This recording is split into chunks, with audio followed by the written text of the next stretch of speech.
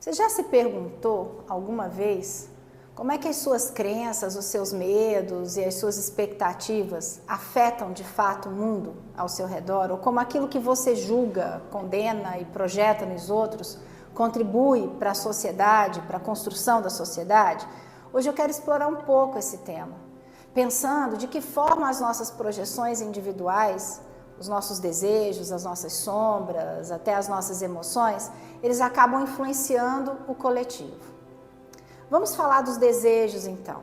A gente tem desejo, todo mundo tem, é óbvio. Esses desejos, eles nos movem, nos motivam, são os que nos fazem buscar mudança nas nossas vidas. Mas quando esses desejos não são reconhecidos por nós, quando a gente não analisa profundamente o que esses desejos de fato retratam sobre a gente, quando a gente não sabe com mais segurança para onde eles estão nos dirigindo, eles podem acabar se tornando projeções altamente negativas. E é aí que o que acontece é o que a gente começa a idealizar uma pessoa ou um grupo, esperando que eles supram uma necessidade que a gente nem sabe que tem. Porque a gente não desceu, profundamente em nós para a gente saber de fato do que se tratam esses desejos. O problema é que no coletivo, esse tipo de projeção cria muitas narrativas, mitos, ideais, e muitas vezes esses ideais eles se tornam até inalcançáveis. E aí o resultado para a sociedade é que a sociedade está sempre buscando mais, está sempre insatisfeita. A sombra é um conceito muito interessante. A sombra não é nem boa nem ruim, mas é um aspecto do inconsciente, da nossa personalidade, que contém características e impulsos que a gente prefere ignorar, reprimir, negar. Essas características da sombra são aspectos que não se encaixam naquela imagem que a gente quer projetar ao mundo, seja por vergonha, por medo, por desconforto. A sombra inclui traços que a gente considera negativos, mas ela também pode conter potenciais, qualidades não desenvolvidas, que foram castradas, que não foram permitidas e não valorizadas durante o nosso desenvolvimento. Mas a verdade é que mesmo que a gente ignore, a sombra não desaparece. Bom, e aí vem a pergunta, o que eu faço com tudo isso? A gente projeta nos outros. De repente a gente começa a ver nos outros aquilo que nós não gostamos em nós. E quando muita gente faz isso, nasce o que a gente chama de bode expiatório. Já ouviram essa expressão, Como uma sociedade, a gente começa a atacar as pessoas, os grupos específicos. A gente passa a condenar essas pessoas e esses grupos por características que, na realidade, são aspectos da nossa própria sombra coletiva.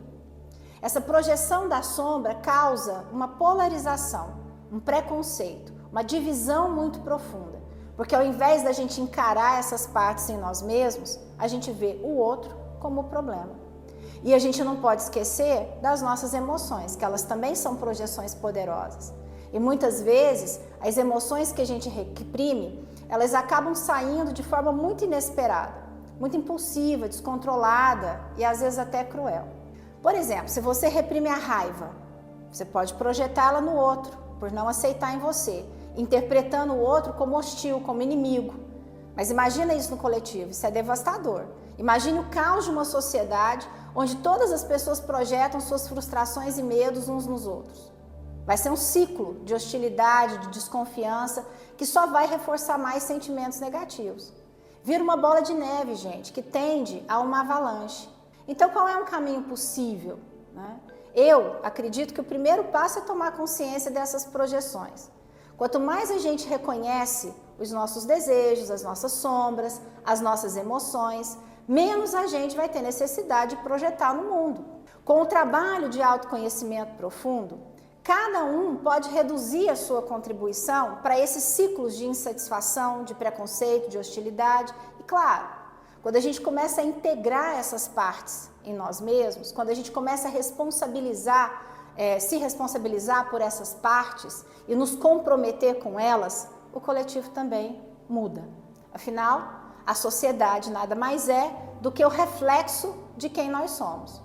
Quando nós trabalhamos essas projeções, a gente contribui de fato para uma sociedade mais consciente, mais empática, menos dividida, Porque no fundo, mudar o coletivo começa com as mudanças que cada um de nós faz em si.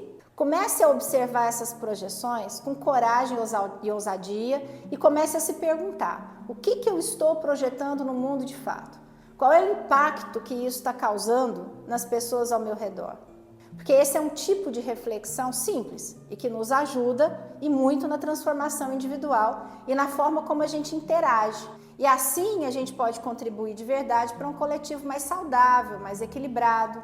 A jornada de autoconhecimento para construir um mundo com mais consciência, com mais empatia e com mais conexão é exigente, exige ousadia para transgredir um universo dentro e fora da gente que não serve mais para um coletivo saudável.